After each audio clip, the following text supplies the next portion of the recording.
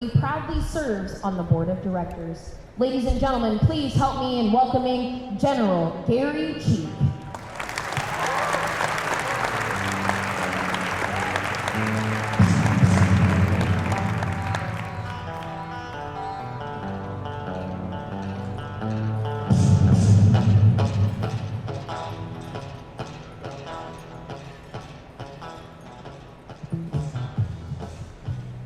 Are you going to sing a little note for us?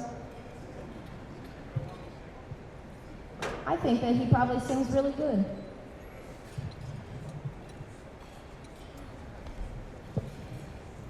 There we go, sir. You're all set. That's the hardest thing I've had to do all day, turn on the microphone. I'll just tell you, I am greatly honored to be here this evening and speak to such a great audience. And I want to start with the same thank yous I think that everyone has.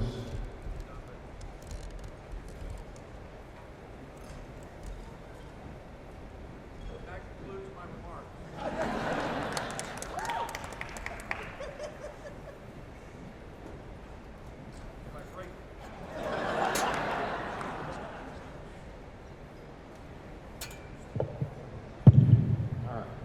If I break this one, I'm leaving the stage, okay?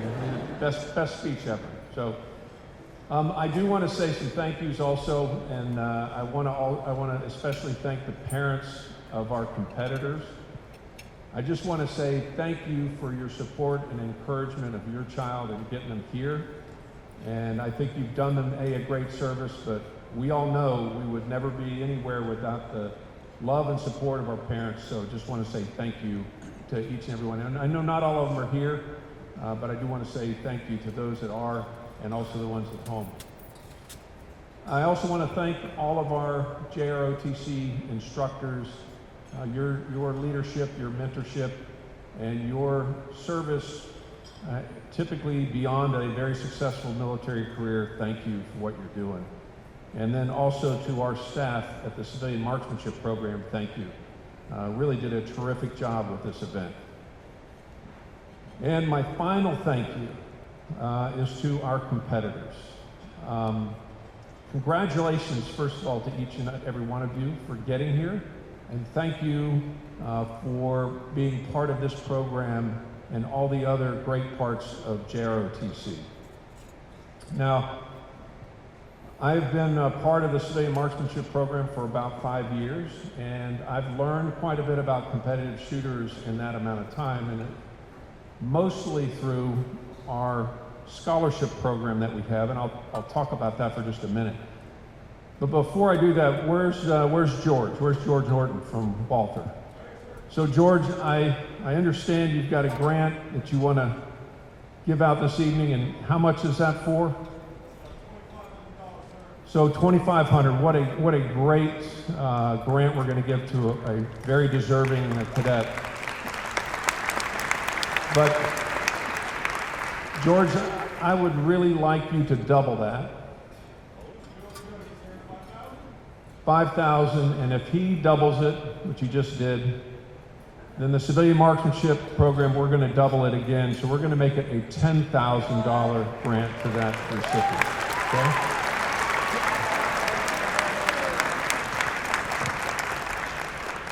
Okay, that's probably the last time you'll clap for me, because now I'm going to get into the boring part of my speech here. So, hey, so scholarships. So the Civilian Marksmanship Program will give up to $1 million in scholarships this year. 1 million, not a small amount of money. I am hopeful that all of our seniors in high school in here, competitors, are aware of that and have put in their application. But if you haven't, the deadline is Tuesday. So probably a couple hours. It's all done online. You got to upload some documents, but I would encourage you to do it. Any college, any trade school, vocational school, they all qualify. And guess what? We don't send a check to the school. We send it to you. All right.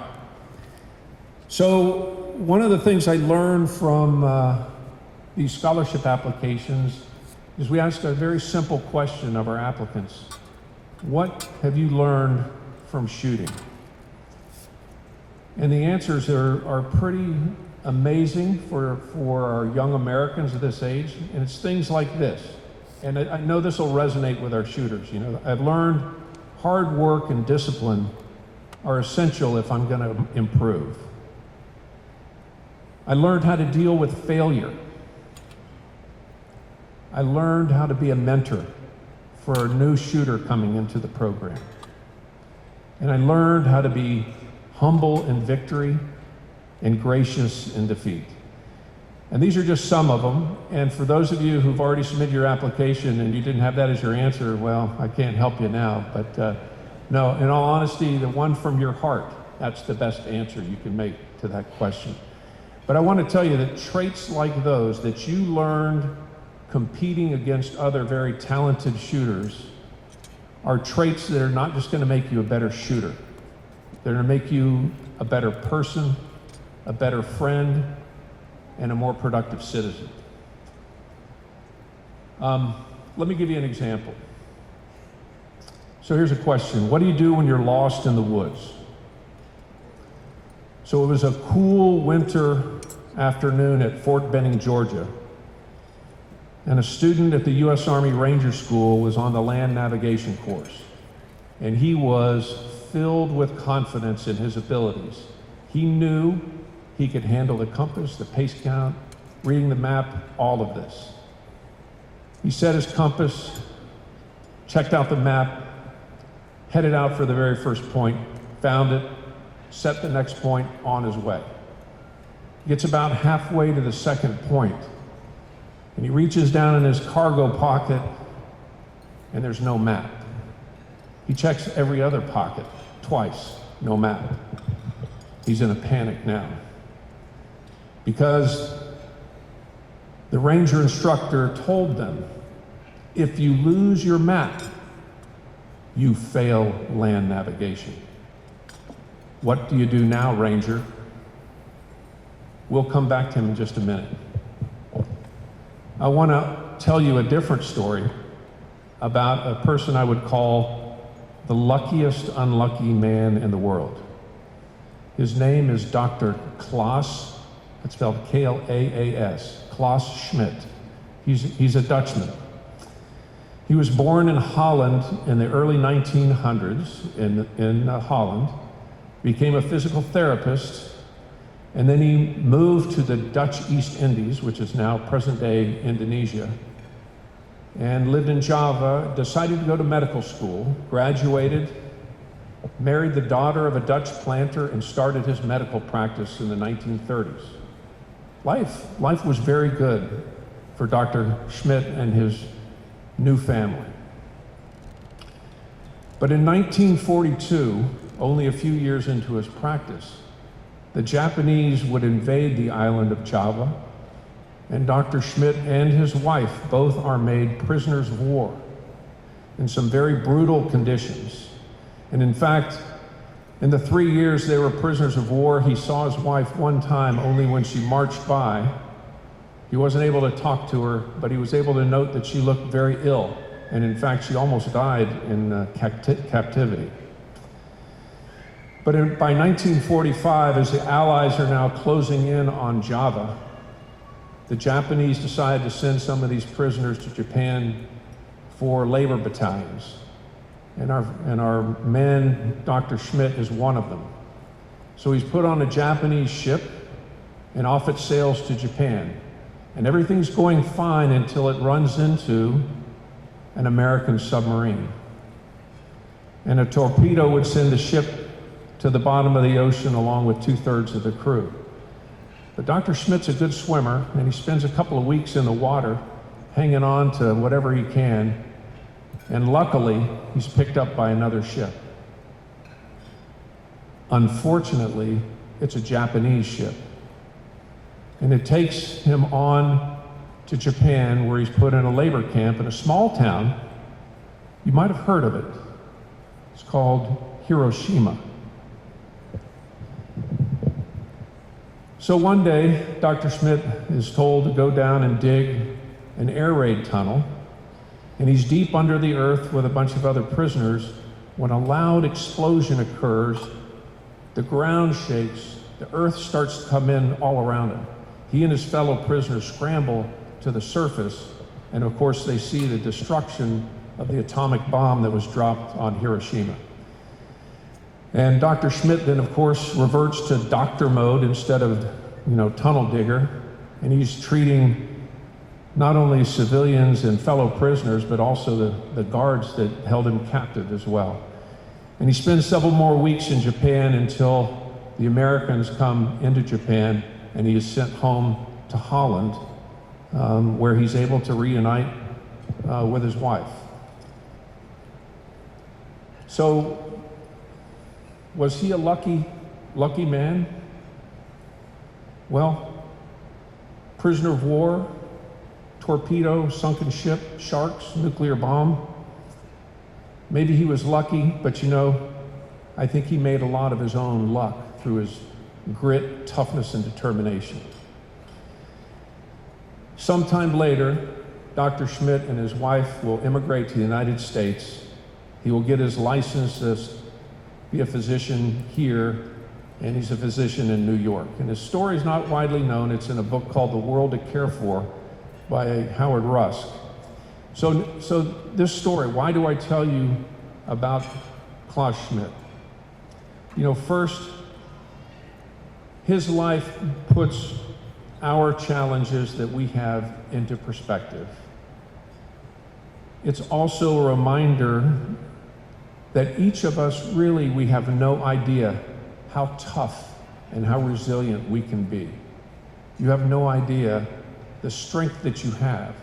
And when you look at him and what he did, you can do it too.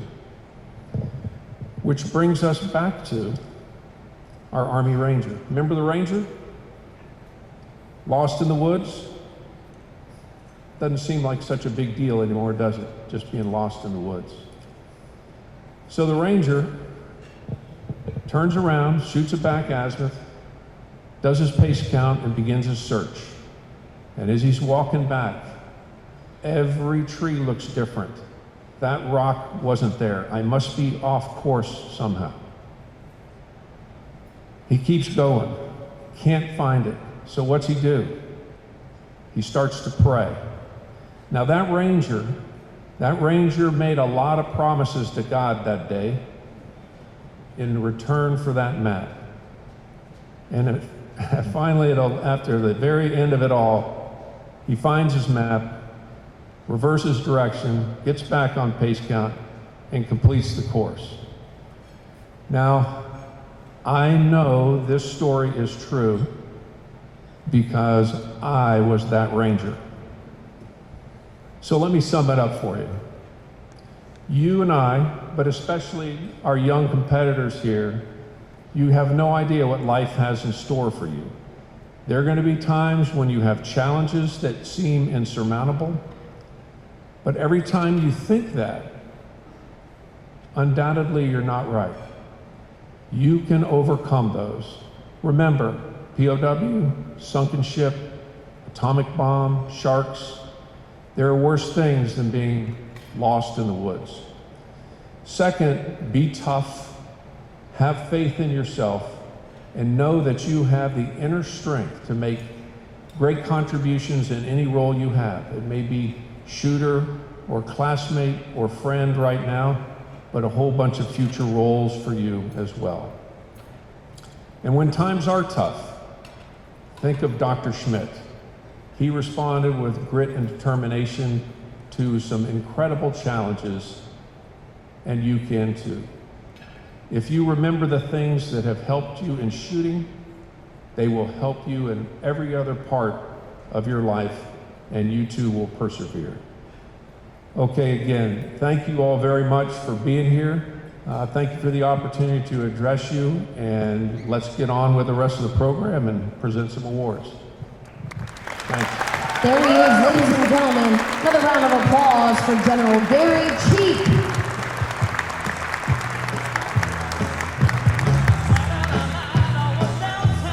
And next, we have a very special presentation given by Mr. George Norton, the Director of Walther Competitions. Please help me welcome, ladies and gentlemen, Mr. George Norton to the stage.